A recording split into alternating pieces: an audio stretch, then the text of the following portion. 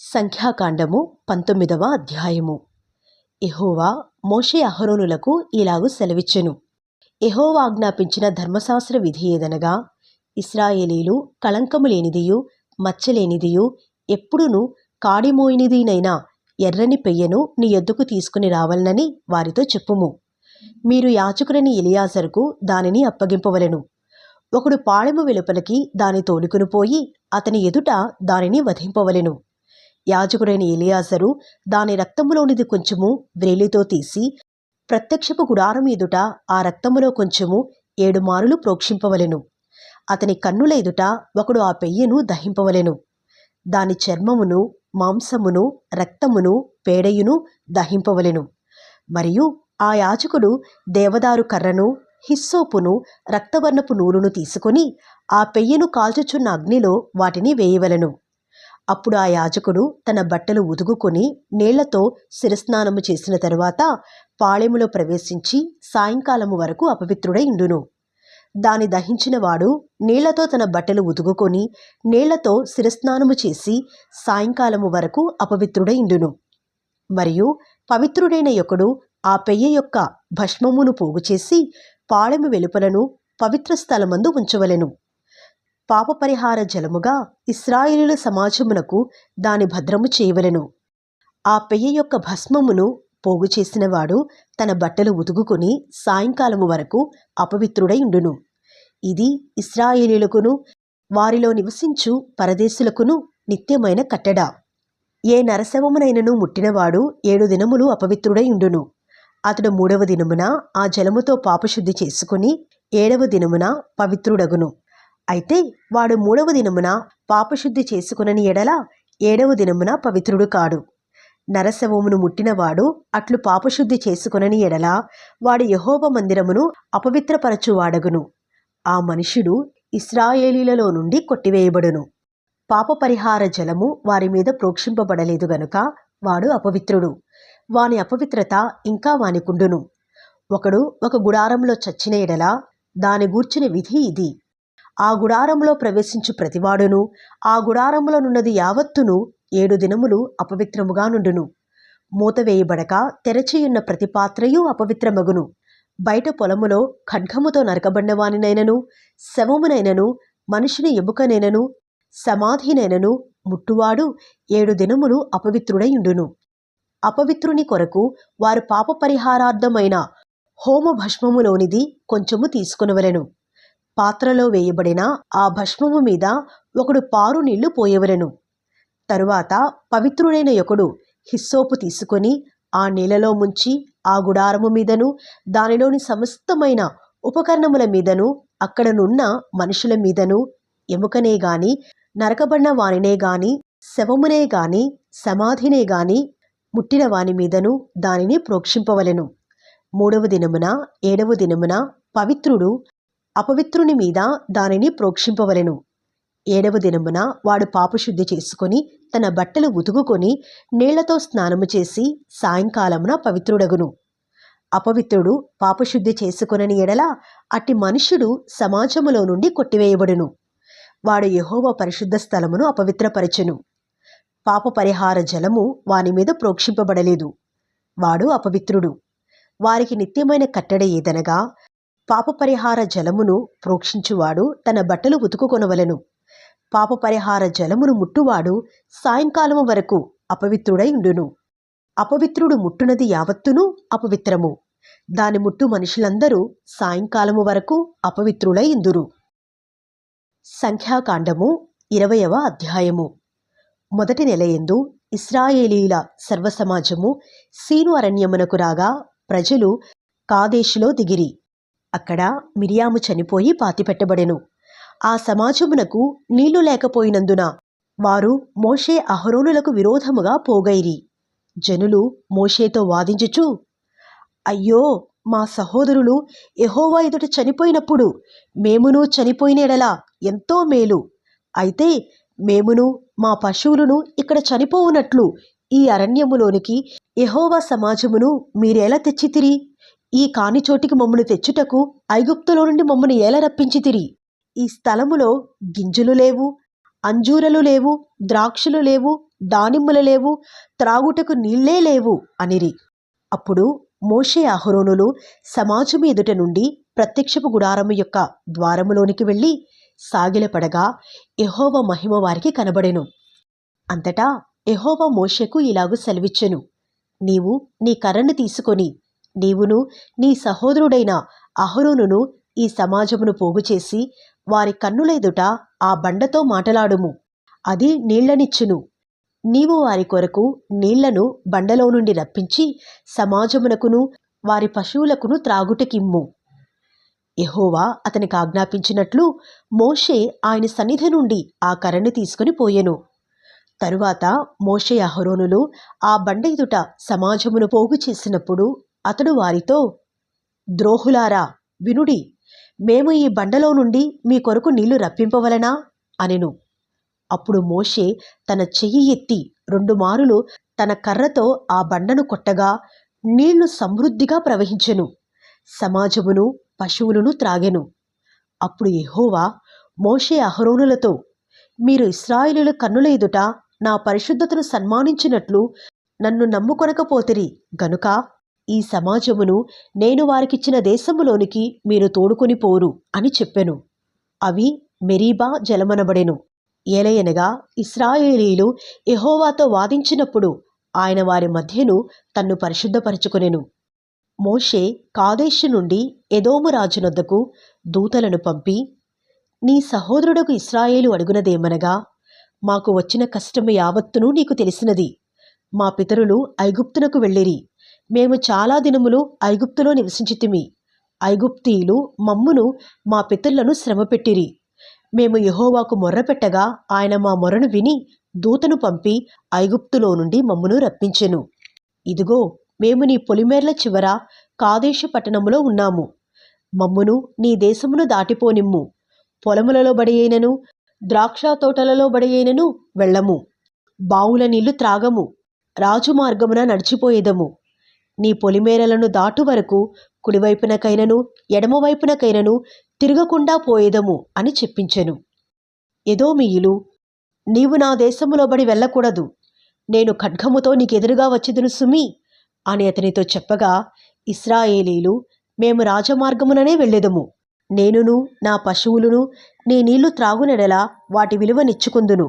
మరేమీయూ లేదు, కాలినడకనే దాటిపోవుదును అంతే అని అతనితో చెప్పినప్పుడు అతడు, నీవు రానేకూడదు అనెను. అంతటా ఎదోము బహుజనముతోనూ మహాబలముతోనూ బయలుదేరి వారికెదురుగా వచ్చెను. ఎదోము ఇశ్రాయేలు తన పొలిమేరలలో బడి దాటిపోవుటకు సెలవీయలేదు గనుక ఇశ్రాయేలీలు అతని యొద్ద నుండి తొలగిపోయిరి. అప్పుడు ఇశ్రాయేలీయుల సర్వసమాజము కాదేషులో నుండి సాగి హోరు కొండకు వచ్చెను. యెహోవా ఎదోము పొలిమేర్ల యొద్దనున్న హోరు కొండలో మోషే అహరోనులకు ఇలాగు సెలవిచ్చెను. అహరోను తన పితరులతో చేర్చబడెను. ఏలయనగా మెరీబా నీళ్ల యొద్ద మీరు నా మాట వినక నా మీద తిరుగుబాటు చేసితిరి గనుక నేను ఇశ్రాయేలీయులకు ఇచ్చిన దేశమందు అతడు ప్రవేశింపడు. నీవు అహరోనును అతని కుమారుడైన ఎలియాజరును తోడుకొని హోరు కొండ ఎక్కి అహరోను వస్త్రములు తీసి అతని కుమారుడైన ఎలియాజరునకు తొడిగించుము. అహరోను తన పితరులతో చేర్చబడి అక్కడ చనిపోవును. యెహోవా ఆజ్ఞాపించినట్లు మోషే చేసెను. సర్వసమాజము చూచుచుండగా వారు హోరు కొండనెక్కిరి. మోషే అహరోను వస్త్రములు తీసి అతని కుమారుడైన ఎలియాజరునకు తొడిగించెను. అహరోను కొండ శిఖరమున చనిపోయెను. తరువాత మోషేయు ఎలియాజరును ఆ కొండ దిగి వచ్చిరి. అహరోను చనిపోయినని సర్వసమాజము గ్రహించినప్పుడు ఇశ్రాయేలీయుల కుటుంబీకులందరూ అహరోను కొరకు 30 దినములు దుఃఖము సలిపిరి. సంఖ్యాకాండము 21వ అధ్యాయము. ఇశ్రాయేలీయులు అతారీల మార్గమున వచ్చుచున్నారని దక్షిణ దిక్కున నివసించిన కనానీయుడైన అరాదురాజు విని అతడు ఇశ్రాయేలీయులతో యుద్ధము చేసి వారిలో కొందరిని చెరపట్టగా ఇశ్రాయేలీయులు యెహోవాకు మ్రొక్కుకొని, నీవు మా చేతికి ఈ జనమును బొత్తిగా అప్పగించిన ఎడల మేము వారి పట్టణములను నీ పేరట నిర్మూలము చేసేదము అనిరి. యెహోవా ఇశ్రాయేలీయుల మాట ఆలకించి ఆ కనానీయులను అప్పగింపగా ఇశ్రాయేలీయులు వారిని వారి పట్టణములను నిర్మూలము చేసిరి. అందువలన ఆ చోటికి హోర్మా అను పేరు పెట్టబడెను. వారు ఎదోము దేశమును చుట్టిపోవలనని హోరు కొండ నుండి ఎర్ర సముద్ర మార్గముగా సాగినప్పుడు మార్గాయాసము చేత జనుల ప్రాణము సొమ్మసిల్లెను. కాగా ప్రజలు దేవునికిని మోషేకును విరోధముగా మాటలాడి, ఈ అరణ్యములో చచ్చుటకు ఐగుప్తులో నుండి మీరు మమ్మల్ని ఎందుకు రప్పించితిరి? ఇక్కడ ఆహారము లేదు, నీళ్లు లేవు, చవిసారము లేని ఈ అన్నము మాకు అసహ్యమైనది అనిరి. అందుకు యెహోవా ప్రజలలోనికి తాపకరములైన సర్పములను పంపెను. అవి ప్రజలను కరువగా ఇశ్రాయేలీలలో అనేకులు చనిపోయిరి. కాబట్టి ప్రజలు మోషే యొద్దకు వచ్చి, మేము యెహోవాకును నీకును విరోధముగా మాటలాడి పాపము చేసితిమి. యెహోవా మా మధ్య నుండి ఈ సర్పములను తొలగించినట్లు ఆయనను వేడుకొనుము అనిరి. మోషే ప్రజల కొరకు ప్రార్థన చేయగా యెహోవా, నీవు తాపకరమైన సర్పము వంటి ప్రతిమని చేయించి స్తంభము మీద పెట్టుము. అప్పుడు కరవబడిన ప్రతివాడును దానివైపు చూచి బ్రతుకునని మోషేకు సెలవిచ్చెను. కాబట్టి మోషే ఇత్తడి సర్పం ఒకటి చేయించి స్తంభము మీద దానిని పెట్టెను. అప్పుడు సర్పపు కాటు తినిన ప్రతివాడు ఆ ఇత్తడి సర్పమును నిదానించి చూచినందున బ్రతికెను. తరువాత ఇశ్రాయేలీలు సాగి ఓబోతులో దిగిరి. ఓబోతులో నుండి వారు సాగి సూర్యోదయ దిక్కున అనగా మోయాబు ఎదుట అరణ్యమందలి ఈయే అబారీమునొద్ద దిగిరి. అక్కడ నుండి వారు సాగి జెరెదు లోయలో దిగిరి. అక్కడ నుండి వారు సాగి అమోరీయుల పొలిమేరల నుండి వచ్చి ప్రవహించి అరణ్యమందు సంచరించు అర్నోను అద్దరిని దిగిరి. అర్నోను మోయాబీయులకును అమోరీయులకును మధ్య నుండు మోయాబు సరిహద్దు. కాబట్టి యెహోవా సుడిగాలి చేతనైనట్టు వాహేబును అర్నోనులో పడు ఏరులను ఆరుదేశ నివాస స్థలమునకు తిరిగి మోయాబు ప్రాంతములకు సమీపముగా ప్రవహించు ఏరుల మడుగులను పట్టుకొనినను మాట యెహోవా యుద్ధముల గ్రంథములో వ్రాయబడి ఉన్నది. అక్కడ నుండి వారు బెయేరుకు వెళ్ళిరి.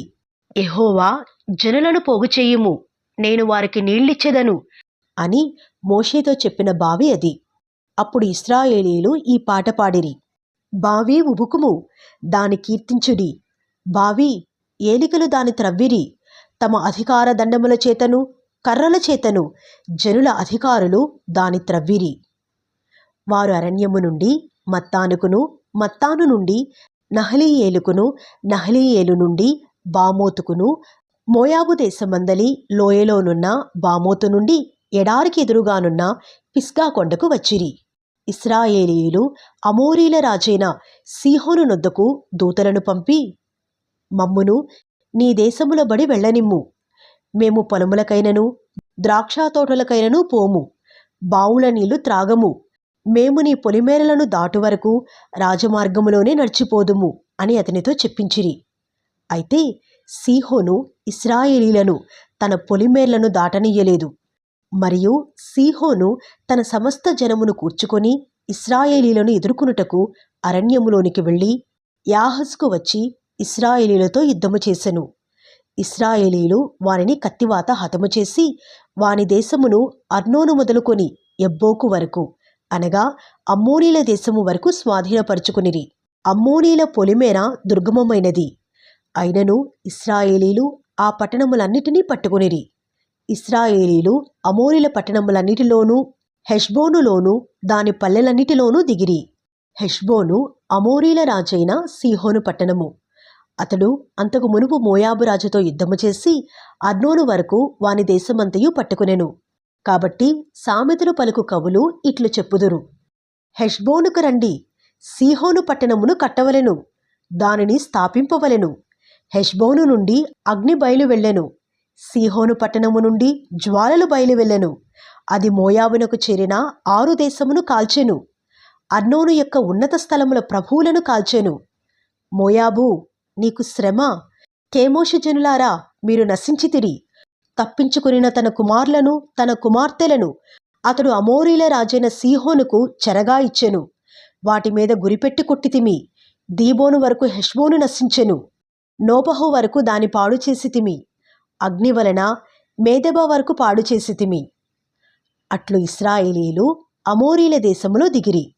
మరియు యాజరు దేశమును సంచరించి చూచుటకై మోషే మనుషులను పంపగా వారు దాని గ్రామములను వశము చేసుకొని అక్కడనున్న అమోరీలను తోలివేసిరి.